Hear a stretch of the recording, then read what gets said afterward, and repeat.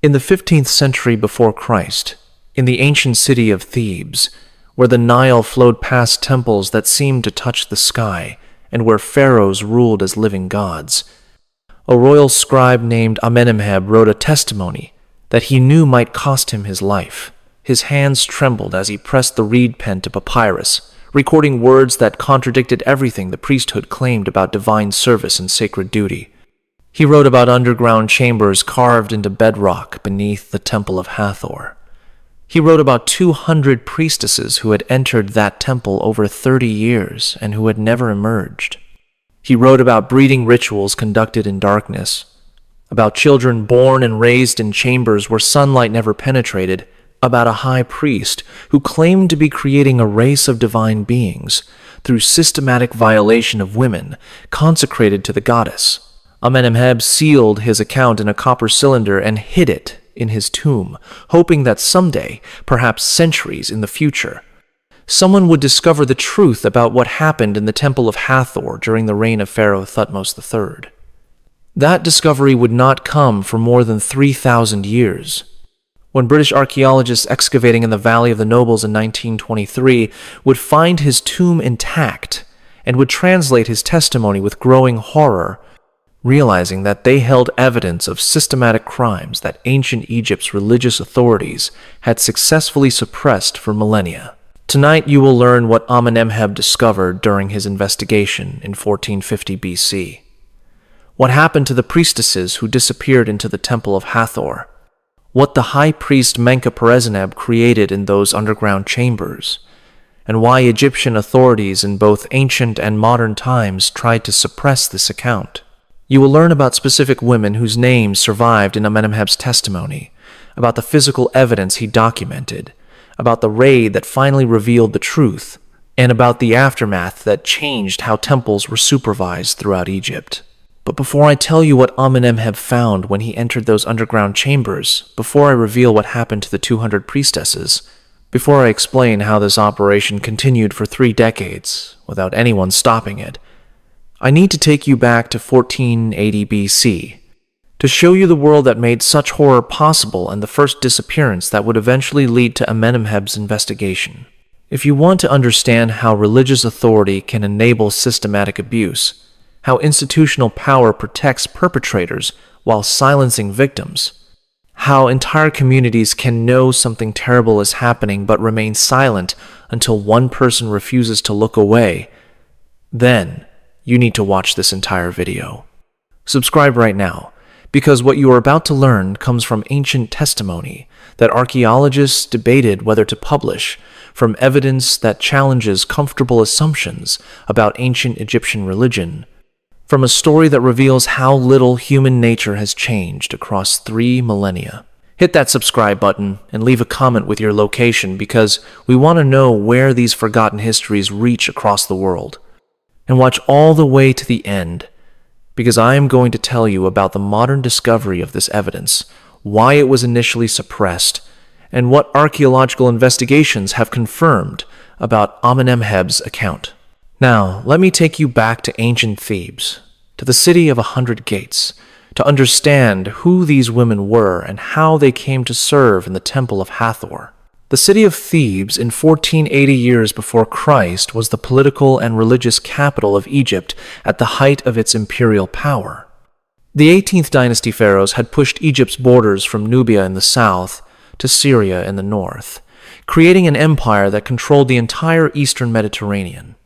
Tribute flowed into Thebes from conquered territories, gold from Nubian mines, cedar from Lebanon, wine and oil from Canaan, slaves and exotic animals from lands so distant that most Egyptians knew them only through stories. The wealth of an empire concentrated in a single city, and much of that wealth was channeled through the great temples that dominated Thebes' skyline. The Temple of Hathor stood on the west bank of the Nile, built into a natural amphitheater of cliffs that rose dramatically behind the structure. Hathor was the goddess of love, beauty, music, and motherhood, but also of fertility and sexuality, domains that made her temple services particularly sensitive and carefully controlled.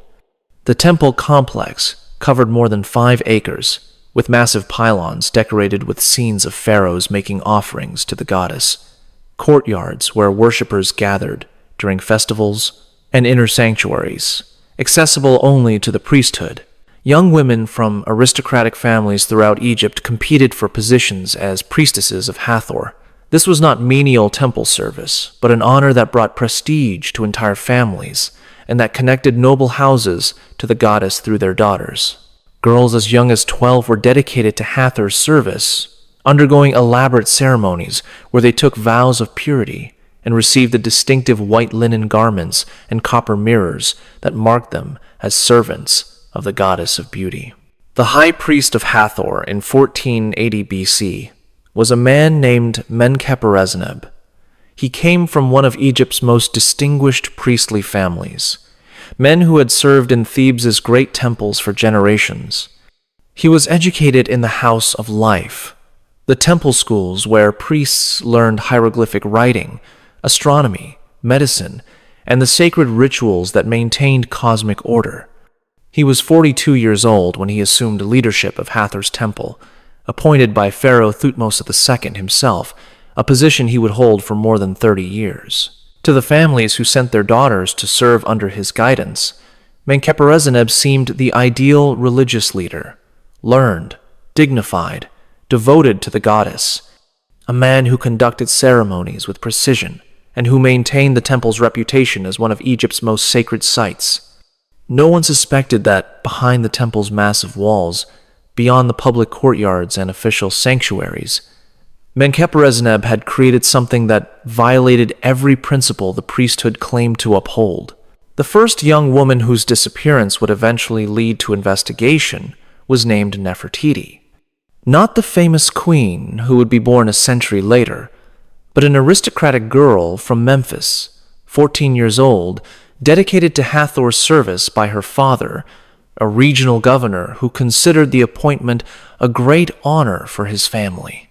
Nefertiti entered the temple in 1480 BC during a ceremony attended by her parents and witnessed by dozens of other noble families, whose daughters were also beginning their service. For 3 years, Nefertiti's family received regular reports from the temple.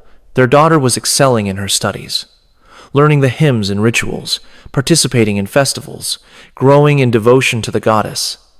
Then the reports stopped. When Nefertiti's father, a man named Usermontu, traveled to Thebes to inquire about his daughter, and he was told by junior priests that she had been selected for advanced training in the temple's inner mysteries, a great honor that required her to enter a period of isolation and meditation that would last several years. She could receive no visitors during this time.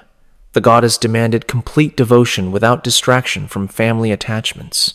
Usermontu accepted this explanation because challenging the priesthood's authority was unthinkable.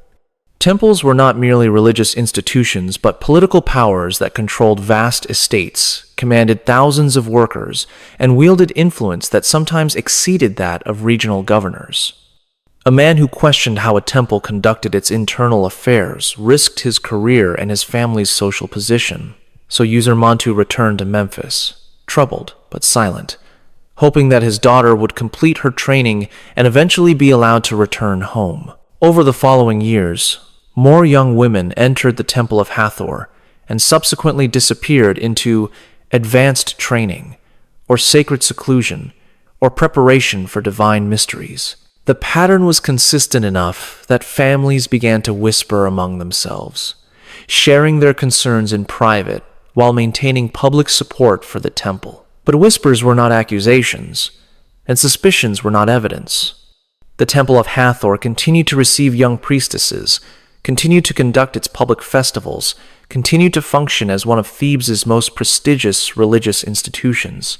What none of these families knew, what even most of the temple's junior priests did not suspect, was that beneath the temple complex, accessible through hidden passages that only Menkaperenneb and his closest associates knew about, existed a labyrinth of chambers carved into the bedrock of the Theban hills.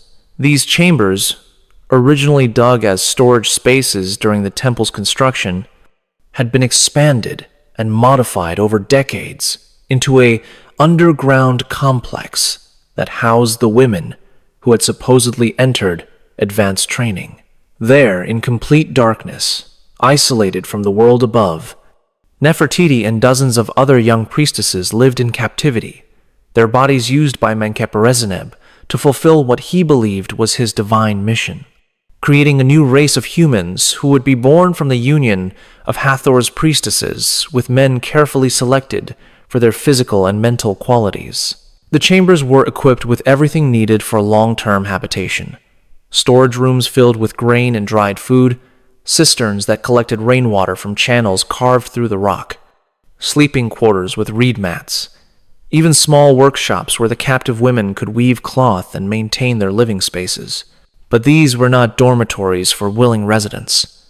They were prisons, secured with wooden doors that could be barred from the outside, monitored constantly by guards who were themselves priest initiates sworn to absolute secrecy about what happened in the temple's hidden levels. For 14 years, from 1480 to 1466 BC, this system functioned without serious challenge. Menkaperezheneb carefully managed which families sent daughters to the temple, preferring girls from distant cities whose families would not visit frequently. He maintained elaborate records documenting the progress of priestesses in training, sending occasional reassuring messages to families that prevented them from asking too many questions. And he cultivated relationships with the most powerful nobles and officials in Thebes, making the Temple of Hathor essential to their own political ambitions, ensuring they would protect the temple's autonomy, even if rumors began to circulate about unusual practices. But in 1466 BC, something happened that would begin to unravel Menkaperezheneb's carefully constructed system. A merchant named Paneb, who supplied grain to various temples in Thebes, noticed something odd about the Temple of Hathor's purchasing patterns. The temple was buying food in quantities far exceeding what the known number of priests and priestesses could possibly consume. When Paneb mentioned this to other merchants at the river dock where goods were loaded and unloaded, he learned that the Temple of Hathor was also purchasing unusual amounts of lamp oil, medical supplies, and fabric, all in quantities that suggested a much larger population living within the complex than the temple officially claimed to house. Paneb was not a bold man or a natural investigator, but he was curious, and he began asking careful questions. How many people actually lived at the Temple of Hathor? Where were all these supplies going? Were there storage areas that might account for the excess? His inquiries reached the attention of other merchants and workers who had their own observations to share. A man who delivered pottery to the temple mentioned that he had once heard strange sounds coming from beneath the main sanctuary, sounds that might have been many women's voices chanting or crying, though the priests had told him it was acoustics from wind in the temple's ventilation system. A stonemason who had worked on temple repairs described being forbidden from entering certain areas. Doors that he was told led to dangerous, unstable passages, but that seemed unusually well maintained and heavily secured for areas that were supposedly abandoned. These fragments of observation and rumor accumulated slowly, shared in the informal networks through which workers and merchants communicated across Thebes. By themselves, they proved nothing, but they created a pattern that suggested something hidden was happening at the Temple of Hathor, something that involved many people and that required secrecy maintained through a combination of religious authority and careful management of who could access which parts of the temple complex. In 1460 BC, 6 years before Amenemheb would begin his formal investigation, an incident occurred that brought these vague suspicions into sharper focus.